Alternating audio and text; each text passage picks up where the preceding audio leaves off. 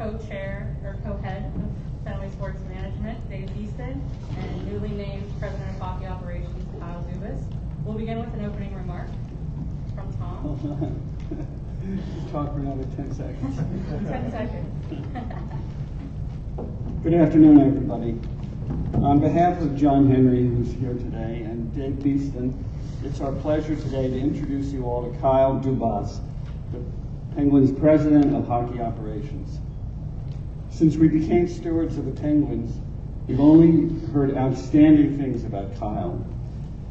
As GM of the Toronto Maple Leafs, he helped guide the Leafs as a perennial contender since he joined them in 2014.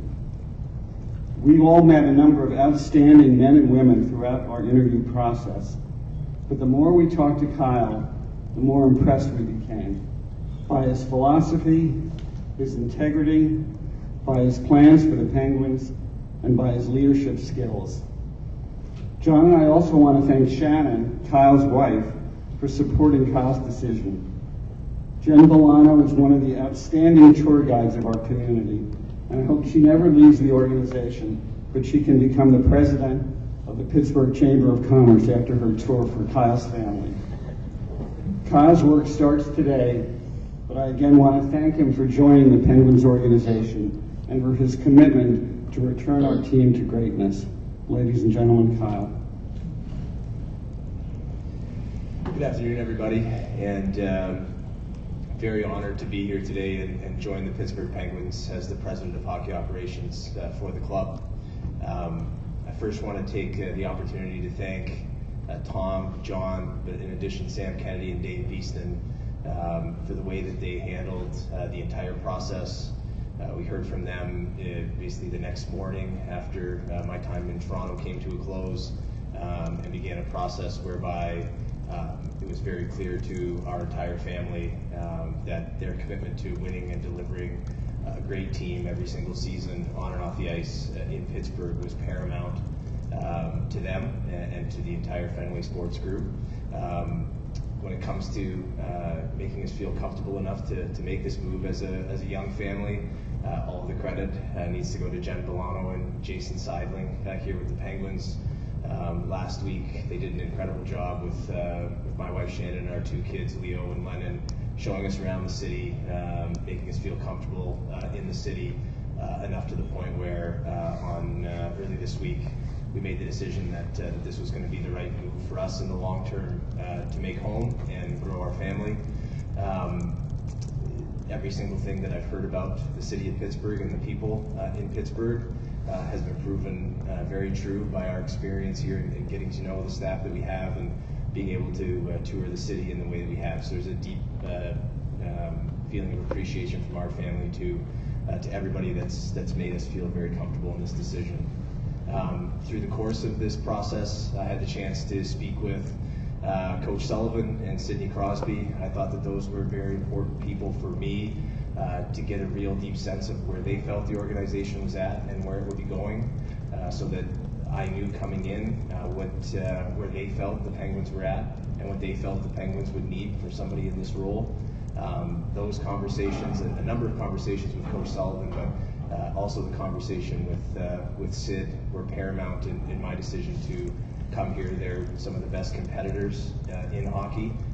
Obviously, Mike Sullivan's record as a coach and Sidney's as a player speak for themselves, and that is one of the most exciting parts about coming here to Pittsburgh to work with the people that are up with me here, but also every single day on the hockey operations side.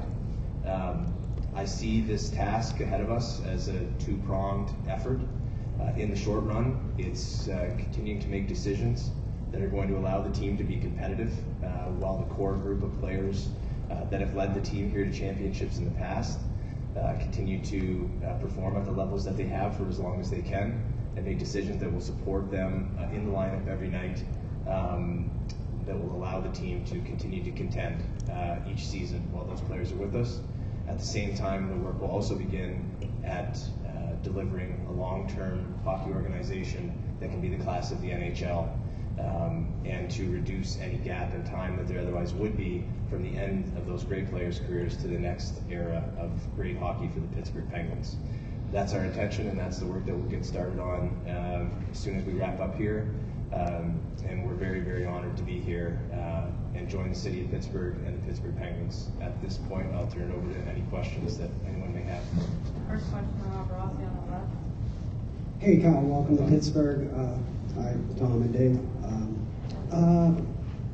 Will there be a general manager, and what are you looking for in that candidate, and what type of time frame do you want? Thanks for the question, Rob. I think that the way that I'll handle that is, just in meeting with John, Tom, Dave, and Sam, it was very clear that the amount of work that they've done and how thorough they were in the search was fairly impressive to me, and they've met with a lot of people. I think that is also, with it being June 1st, it might be a little difficult to gain further permissions to meet with some of those candidates regarding the general manager position. So my intention is that I'll handle that on an interim basis here through to July, and then begin to go through candidates and make the decision that's best for the hockey department. If we do go down that path, I think the type of person we'll be looking for is someone progressive that can really add an element to the organization that perhaps I don't have as a skill set in some regard. Taylor up front. For Kyle, do you think the Penguins' window to win a championship is still open, and maybe what areas need to be improved upon to make that happen? Sure. The way that I looked at this and going through this decision, Taylor, from my end, was that I heard in talking to people who, once it kind of started to circulate that this was a position that we were considering after things wrapped in Toronto, I heard a lot of people that were highly skeptical of the team's ability to contend here.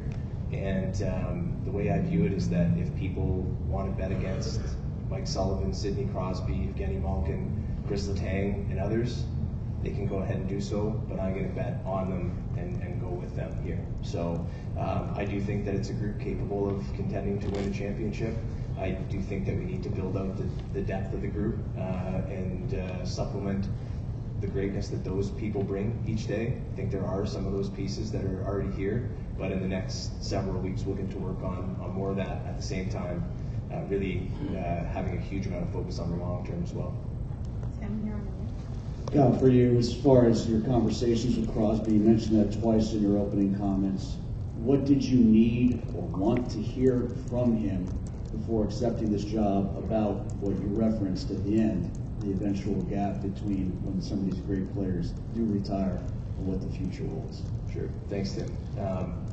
What I wanted to be able to have a discussion with Sidney about was where he felt the team was at, but more than anything to be able to sit with him and ensure that he still that winning was the number one thing for him, and it was very evident in talking to him that winning is his major focus every day. And I think that when you have people like that are constructed in such a way that winning and the competitiveness that takes and the desire that takes to execute each day enters into the building, I think that can reduce the gap between the end of those players' careers and the next era of great hockey here, because that lifts the whole group and that lifts the whole standard. So if we can do good work on the long-term building while those players and the coaching staff are still, like Sully can coach forever. I mean, he's a great coach, so there's no real expiration date on Mike. On the players, I think everyone looks at it and says their age is what it is. So how much longer does the group here have? And when I talked to Sidney Crosby, it was very clear that his only intention and desire is to win. And that's what I want to hear, because I think that can have a massive impact on raising the level of the players that come in behind as prospects or younger players that we're able to acquire here in the next stretch. And that character of him, his character, and that of the group can reduce the amount of time that you're alluding to in the gap between what's now and what's next. So you didn't need to hear from him, I'm going to sign another contract after this one expires. You didn't need that answer. I didn't ask that, no. And no, so he's got two more years. Yeah, so he's got 2 more years left, and we'll address that when we can. That's not till next 13 months. So yeah. Dave up front. Here, Kyle. Welcome to Pittsburgh. Thank you. You have a draft coming up in 4 weeks and free agency a couple days after that. Obviously, you can't be that familiar with Pittsburgh's personnel